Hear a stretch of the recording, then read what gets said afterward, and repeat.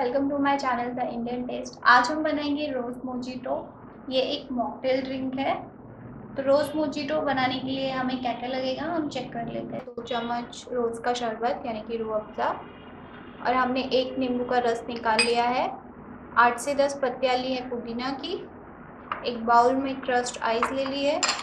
3-4 slice हमने round shape में काटे लेमन के, इसको हम गार्निश के लिए यूज़ करेंगे। तो यहाँ पे हमने ले लिया है प्लेन सोडा,